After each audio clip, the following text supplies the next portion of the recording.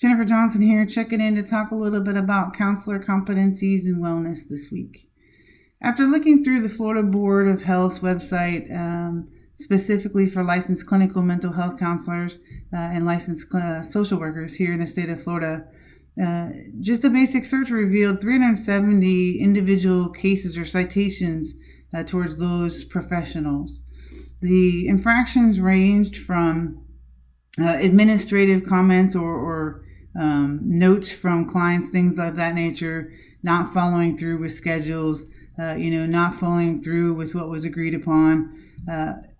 There were a lot of cases where folks falsified or just simply didn't do their continuing education requirements as required by the state. There were several instances of healthcare fraud where the counselor simply provided a diagnostic code that was invalid to get reimbursed, or they just claimed hours that the client wasn't really there. Several cases of therapists counselors using therapies that they were neither trained nor supervised in, and when the client didn't feel it was beneficial to them, submitted a complaint, and then the follow-on was they were never trained, the counselor wasn't. In most cases, as I look through these infractions, the folks that received a revocation or permanent revocation of their license in the state of Florida, for the most part, they voluntarily surrendered it. It didn't have to be dictated by the board. Looking through all those, it definitely makes me think about self-care or the lack thereof for some of those counselors and potentially impairment. And Hendricks, Bradley, Brogan, and Brogue in 2009, they created a fictional case study of a counselor they call Dr. Shelley. And it starts out with, her being rushed and not realizing her schedule and who was, when her first client was, missed car payment, et cetera, et cetera, et cetera. An issue with the return of resources from, the healthcare organizations that they had contacted for payment, things like that. What it is the point I think that they're trying to make is just that, oftentimes the schedule for the counselor is unforgiving. And they have a life, I hope, as a result of being able to manage that self-care. And so one of those things that they, reveal is the boundaries piece.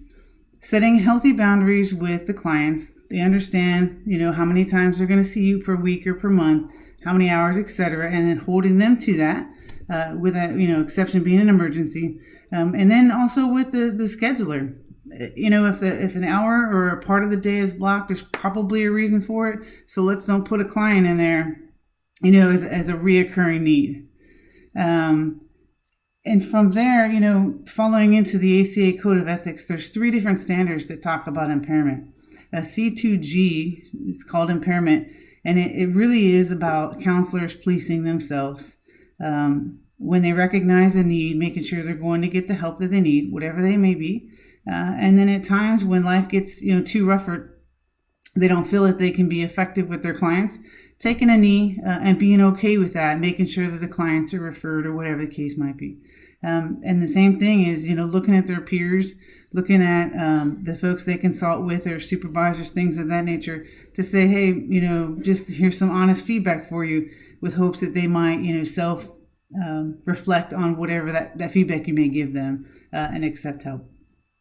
F2B is for us as students, making sure that we, again, police ourselves and the folks that supervise us do the same. And then being okay with, taking that feedback and taking a knee if we need to as a student. And then F8D is the third area.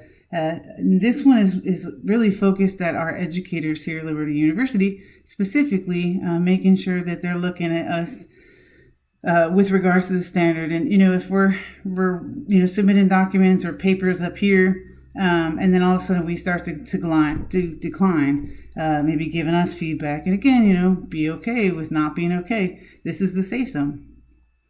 For me, the biggest question that comes to mind with regards to all of the topics that we've learned about this week is tied a little bit to that video case we watched last week where the client was kind of hopping counselors. And my question is for the postmasters interns Are there implications to licensing for those interns that may happen to, for whatever reason, feel the need to hop supervisors in their quest for licensing? I look forward to your comments.